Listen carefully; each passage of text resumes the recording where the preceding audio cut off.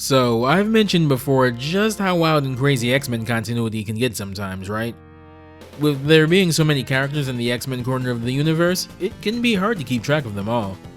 There's the various main X-Men teams, New Mutant, X-Factor, X-Force, Generation X, and Excalibur to name a few.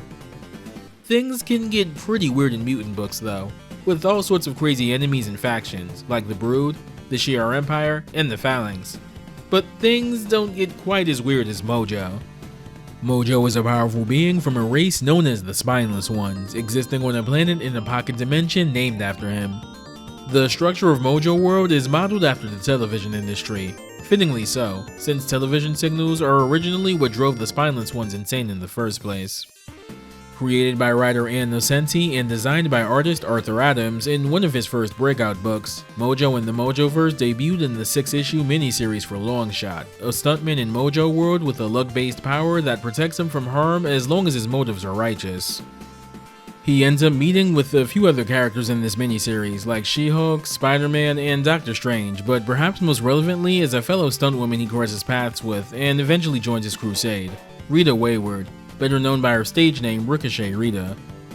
Rita's a free spirit who always lives for her next thrilling adventure, but crossing paths with Longshot ended up being a bit too thrilling, as she was kidnapped by Mojo, intending to use her to locate Longshot.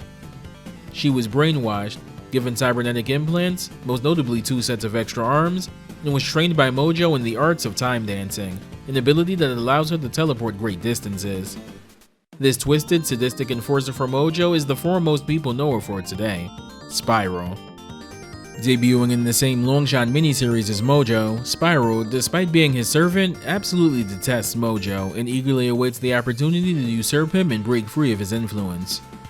Mojo is all too aware of this, however, and to ensure that the events that led to Rita's corruption always come to pass, he sends Spiral back in time to attack Longshot, setting off the events that led to his miniseries and ensuring she always becomes Mojo's captive. This in turn makes Spiral's existence something of a paradox that exists opposite of Longshot. Whereas he's essentially stuck in a loop of always rising up against Mojo and failing, she's in a temporal loop of joining Longshot, being abducted by Mojo, and being turned into Spiral down the line. Whereas Rita was a carefree, live on the edge of the knife stunt woman, Spiral is usually vicious and out for her own interests, even when she's supposed to be working for Mojo. For example, she was one of the main parties responsible for Psylocke's body swapping shenanigans in the 90s, keeping tabs on her through a set of cybernetic eyes Mojo had implanted in Psylocke years earlier. Having become versed in body modification and mutilation thanks to Mojo doing the same to her, Spiral also created and ran the Body Shop, a go-to spot for body modifications, some of her highest profile clients being Lady Deathstrike and the Reavers. Spiral is a powerful sorceress that uses various magical spells in battle, invoked via dances. These are intricate dances and hand movements that must be precisely done, or else the spell fails. These spells range from teleportation to disguising herself as other people. When the title of Sorcerer Supreme had been vacated, Spiral was actually one of a few candidates named to possibly succeed the role.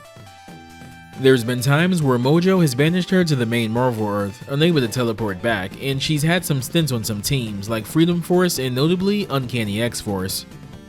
Being the most recognizable Mojo-related character aside from Mojo himself, whenever something involving him is present in other adaptations, she usually shows up, such as X-Men the Animated Series.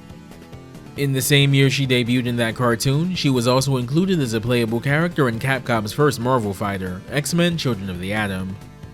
Children of the Atom already had one deep pull with Silver Samurai, but Spiral's definitely the other surprise pick for the game, being one of 10 base roster X-Men characters in the game. According to former Capcom artist Katsuya Akitomo, because they already had a character with a similar looking helmet that also used swords with Silver Samurai, the goal was to find a way to make Spiral visually distinct. He landed on her depiction being largely inspired by Natraj, a depiction of the Hindu deity Shiva as the Lord of Dance, her idol pose having her standing on one leg with her back turned to the opponent. While Akitomo only directly came up with the concept for a depiction here, he also suggested that her idol pose have each of her hands doing different wrist movements to emulate Indian dances, which the sprite artist ended up incorporating. The result was not only one of the most impressive fighting game idol poses of all time, but in my opinion, the single most impressively animated sprites in a Capcom fighting game, and considering this is the same company that animated Sentinel and Jeddah, that's saying a lot. Like, just look at how fluid her idle pose alone is. Every hand is animating independently of each other, and unlike Sentinel, who's made up of various segmented sprites, this is all one single sprite set. This actually extends to her crouch animation as well, where again, all of her arms have a unique animation independent of each other. Just absolutely incredible animation work all around. And don't even get me started on her attacks. Her standing heavy punch animation is a favorite of mine, striking the opponent with all of her arms at once. My favorite understated part of the animation is the recovery, where she leans back a bit before settling into her idle pose. Her crouching heavy punch has to be seen to be believed though. She takes her arms and contorts them so that they make up fingers of a giant fist and launches herself at the opponent. How did they even think up stuff like that? I swear, 90s Capcom was on some other shit, man. Nothing but insanely talented people at their creative peaks.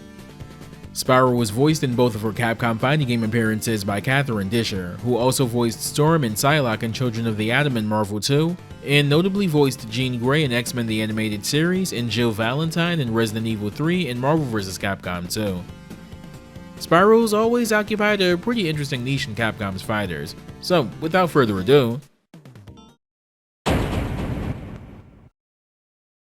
Spyro's something of a trap-based zoner in Children of the Atom, a niche that only she really occupies in the game's roster.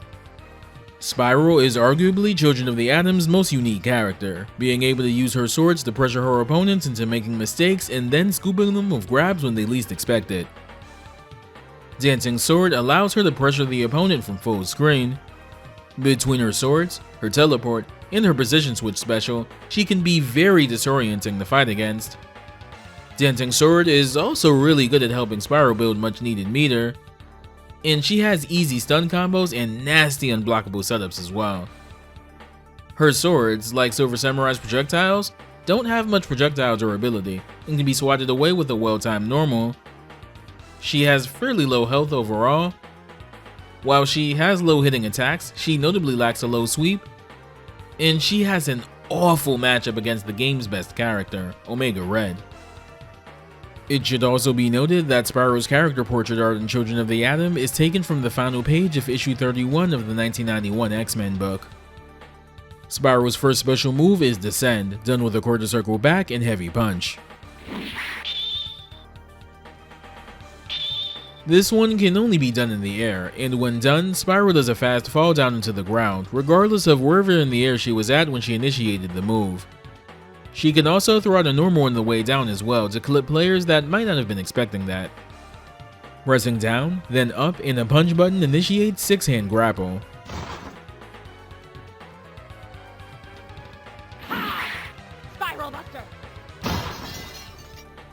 Spyro poses with her hands extending outwards. If an airborne enemy touches her, she will go into a grab animation. This move can be done in the air as well. There's two interesting things about this move. For one, the amount of time the grab stance is held can be extended by mashing the punch button. Moreover, if you press medium punch after doing this move and it connects, Spyro will do her secondary mashable throw instead of her usual one.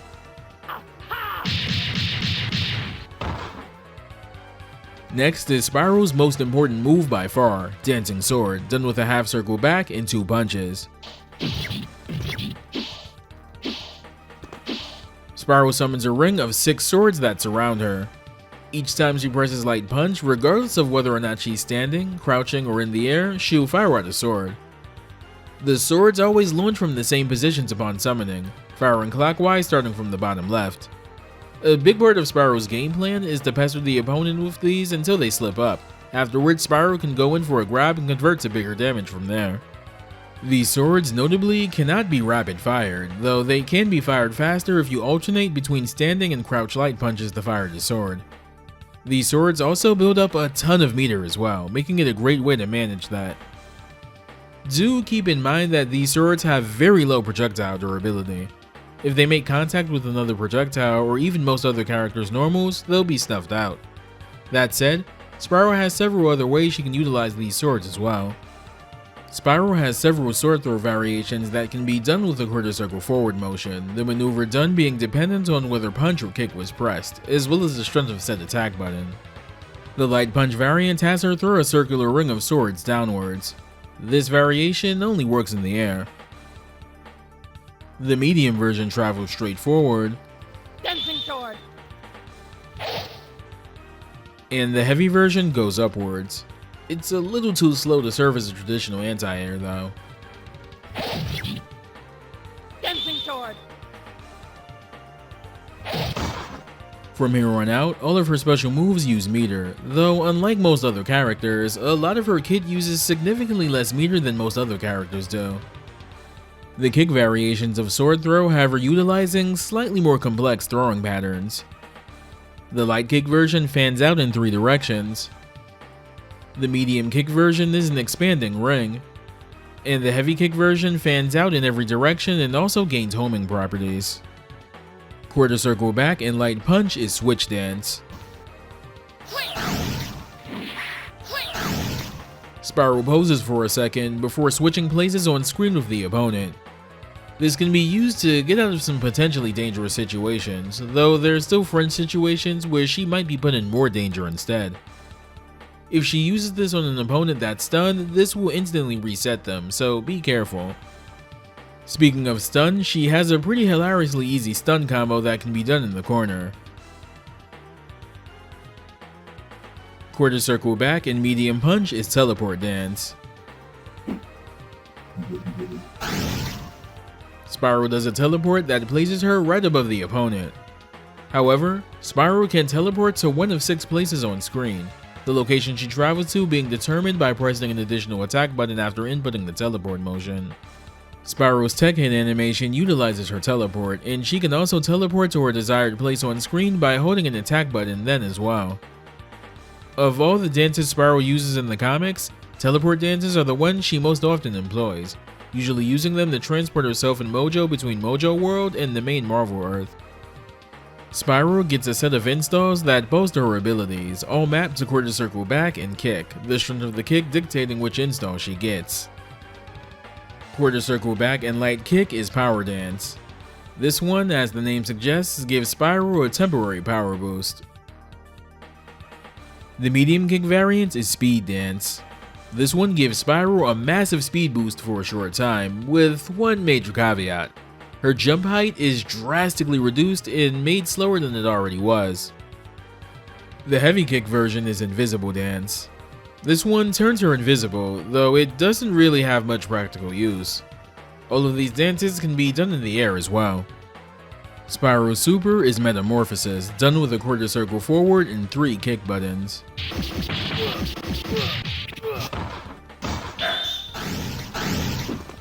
Spiral will flash a variety of colors for a certain amount of time, during which all of her punch normals get replaced with an unblockable grab. If she connects with the grab, she does an auto combo where she transforms into every member of the cast while pummeling her opponent. What's neat about this is that there's a separate variation for crouching and jumping as well. The activation for this attack also has a hitbox, so it can work as a good way to catch her opponent off guard. It's somewhat similar to how Shuma's Chaos Dimension Hyper Combo works in later games. Spiral's stage is Mojo World, which is, well, in Mojo World. The visual design for the stage seems to borrow from its depiction in the Longshot miniseries, where the sky is shown in all kinds of yellow and pink pastels, adding to the bizarre visual nature of the place. There's all manners of weird objects in the background, like near hollowed out skeletal remains and a giant floating hand. What makes this stage unique is that there's actually several levels to it, each level being under each other. When you get a hard knockdown on this stage, the glass platform you're on cracks a bit. Do it again and the entire platform shatters, leaving the characters free falling to the next one. On this level, the sky takes a purplish pink hue, and there's now several crystalline formations in the background, along with what looks like a giant alien snail shell in the background. Get 2 knockdowns here and you'll fall to the 3rd level. Here, the sky gets even more darker, now with lightning occasionally illuminating the stage. There's a rock formation in the background with a long winding stairway, as well as some kind of vine-like structure, with bits of blue illumination bundled up at certain points. Get 2 more hard knockdowns and you end up in the final level. The most notable background element here is the giant floating statue of Mojo, its eyes very creepily animated. Spyro's stage theme is composed by Takayuki Iwai, who also did Juggernaut and Colossus's themes, as well as Spyro's ending theme. Curiously, the soundtrack critics named the ending theme used for Spyro as Mojo's theme, which makes sense, he's prominent in her ending. Iwai also worked on the soundtracks for Armored Warriors, Cyberbots, the Darkstalkers series, and Red Earth. Here's Spyro's colors, and here's Spyro's ending.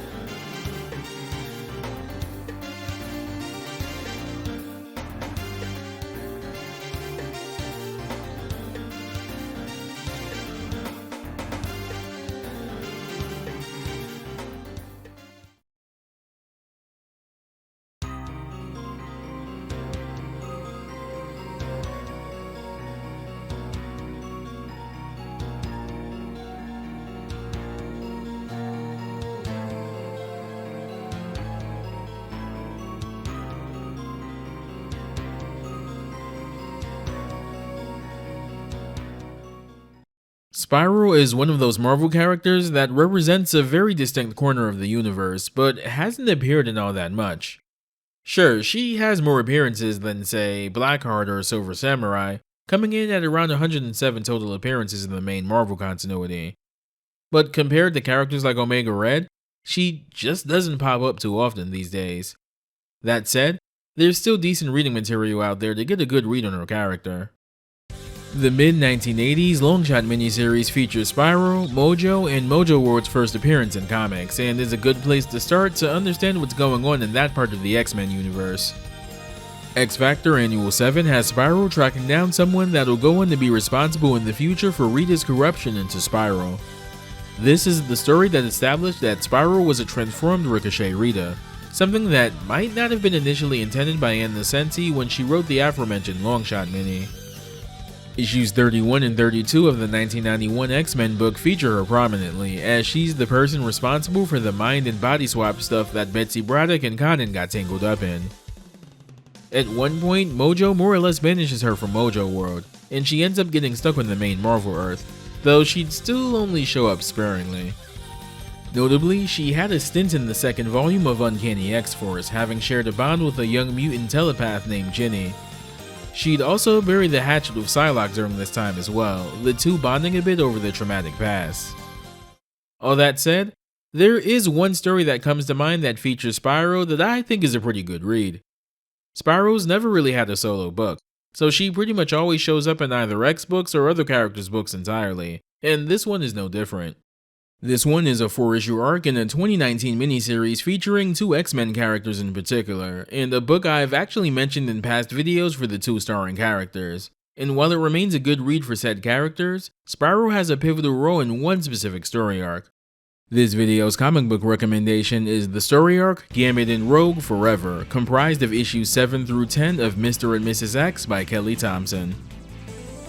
Mr. and Mrs. X follows the exploits of newlyweds Rogue and Gambit as they settle in the married life the only way two adventurous mutants know how. After opening a mysterious box they presumed was a wedding gift, Gambit and Rogue find themselves in Mojo World, strung up above some alligators, with no memory of how they got there.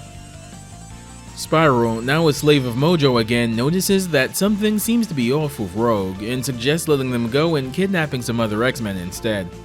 Mojo threatens to remove her powers and banish her again if she steps out of line, with Spyro reluctantly obeying. Mojo, having come off some heartbreak of his own, long story, is obsessed with using the two newlyweds for some messed up love story programming, but no matter what simulation he puts them in, Rogue's powers go haywire and always ends up killing Gambit, much to Mojo's dismay. Spyro agrees to enter the TV simulation to nudge them in the right direction, but reveals to Gambit that them being brought here was partially her doing, as she needed Gambit for something specific. She needs him to steal something for her. In exchange, she'll use the unique nature of Mojo World to dive into Rogue's consciousness and try to help figure out what's going on with her powers, to which Gambit agrees. While this is ostensibly a Rogue and Gambit story overall, there's a lot of neat little nods and callbacks to Spyro's past, like Longshot being featured in one of the simulations, and Spyro even using her old identity as Ricochet Rita as a disguise to meet with Gambit. Gambit is able to track down what it is Spyro needs, while Spyro helps Rogue sort out her issues, which grants Rogue more control over her abilities than she's ever had before. As it turns out, what Spyro needed Gambit to retrieve was a baby. Only it wasn't actually a baby, but instead a representation of Spyro's soul, taken away from her when she was enslaved by Mojo. Upon reclaiming it and realizing Gambit and Rogue couldn't take on Mojo on their own, she helps them defeat him. Spyro doesn't really get too many appearances after this story. She shows up for a bit in X Factor, having her own livestream show called Spyro's Showcase, and makes some background cameos here and there. I'm going to assume she's on semi-cordial terms with the X-Men at the least, since she showed up in the background as a DJ at one of the Hellfire galas. Gonna guess Rogue and Gambit put in a good word for her there.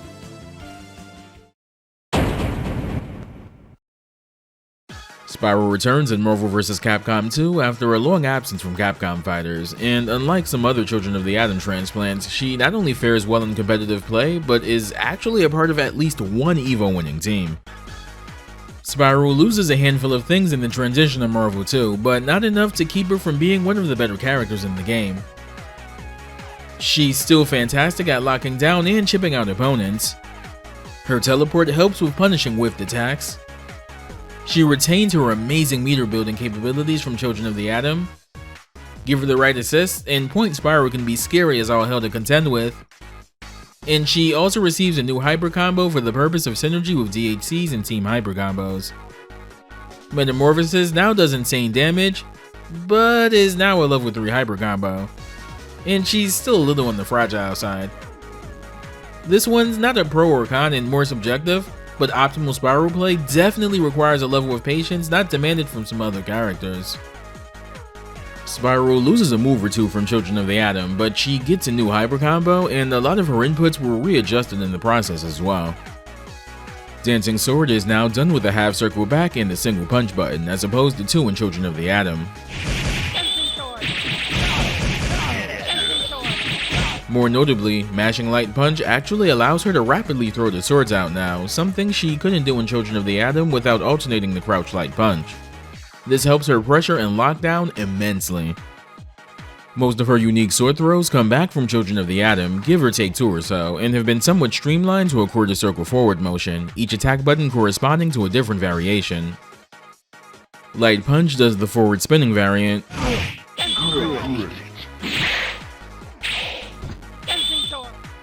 Heavy Punch is the upward spinning variant,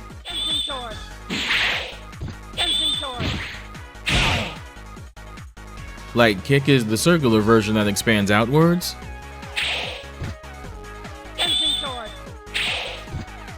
and Heavy Kick is the version that fans out in multiple directions.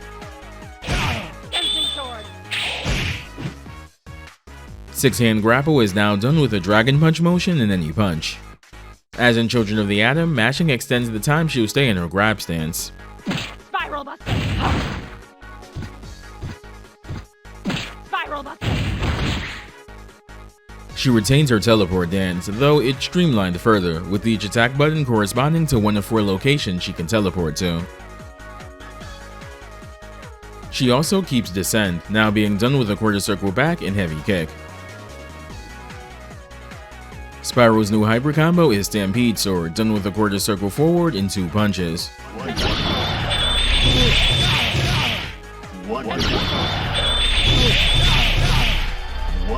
Spyro sends out 3 sets of multiple swords at about her height, hitting multiple times.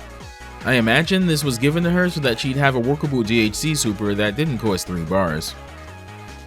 2 of her installs from Children of the Atom are retained in Marvel 2. The first is Power Dance, done with a quarter circle forward and 2 kicks, and works mostly the same as in Children of the Atom. The second is Speed Dance, done with a quarter circle back and 2 kicks. She doesn't move as fast as she does with this spell in Children of the Atom, but her jump height also doesn't get penalized the same way it did there either. Metamorphosis returns in Marvel 2, now done with a quarter circle back and 2 attack buttons.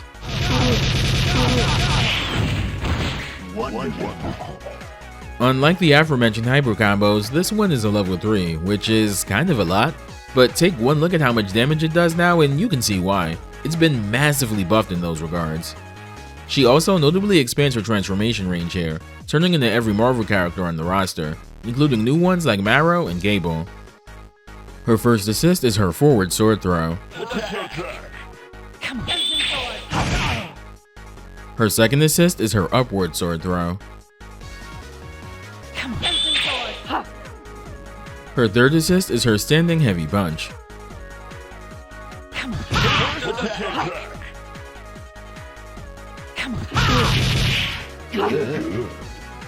This one is notable because she gets a unique team hyper combo for this one, Hyper Metamorphosis.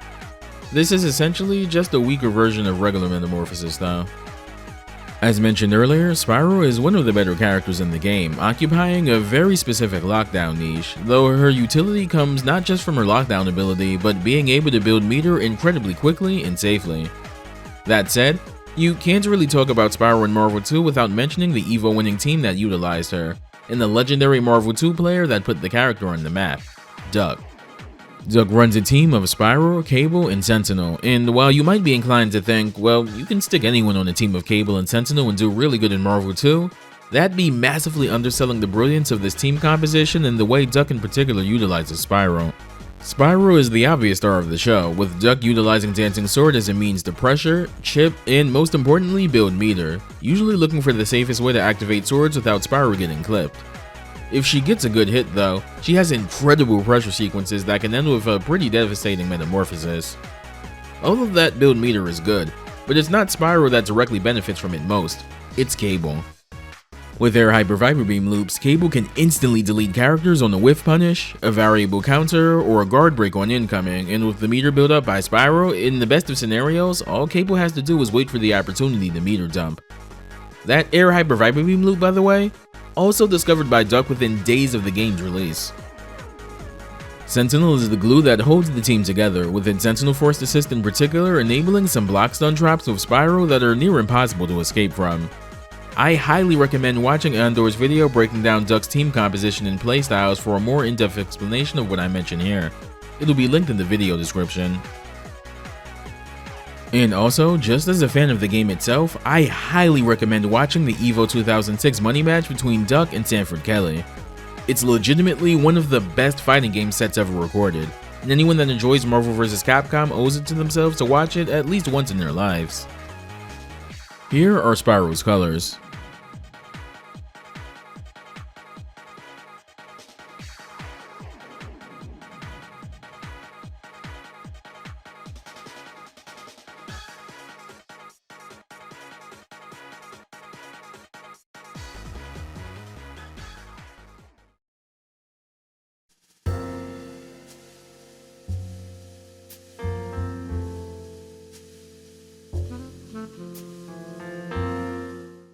And that wraps up Spyro's appearances in the Capcom vs. games.